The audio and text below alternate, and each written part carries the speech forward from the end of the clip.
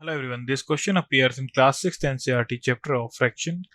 This is fourth question of its exercise 7.4. So the question says that look at the figure and write less than, greater than, equal to between the given pairs of fractions.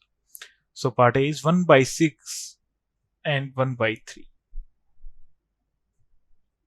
So here numerator is same 1 and denominator are 6 and 3 means different.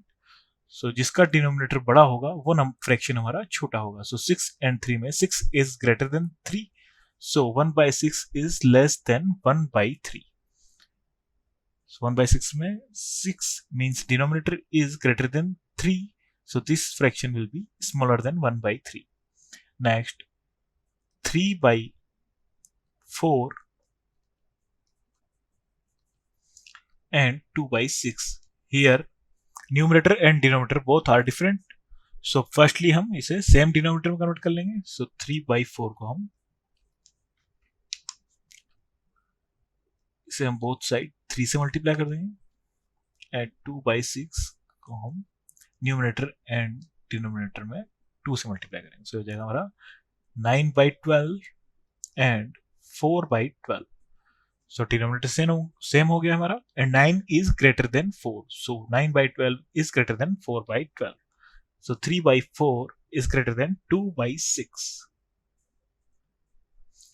Next part C is 2/3 and 3/4.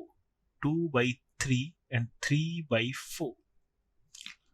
So same इन्हें हम numerator and denominator both are different. So same denominator में convert करने के लिए हम इसे 4 से and इसे 3 से मल्टीप्लाई करेंगे.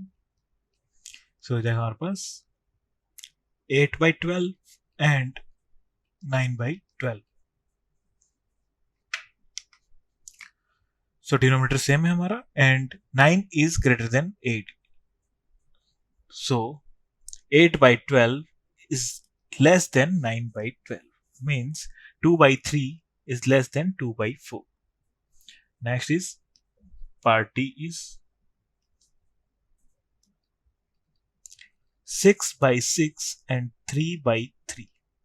So 6 से 6 कैंसिल आउट हो जाएगा तो हो जाएगा 1 एंड 3 से 3 कैंसिल आउट हो जाएगा तो ये पे जाएगा 1. तो ये दोनों क्या है हमारे इक्वल. तो ये आंसर आ जाएगा इक्वल का 5/6 and 5/5. So 5/6 and 5/5. सो हम कंपेयर करेंगे. यहाँ पे न्यूमरेटर सेम है एंड डिनोमिनेटर डिफरेंट है हमारे पास. सो जिस फ्रैक्शन का डिनोमिनेटर बड़ा होगा वही फ्रैक्शन हमारा छोटा होगा. सो 6 is greater than 5. So 5/6 is less than 5/5. So sine use होगा लेस देन. Thank you.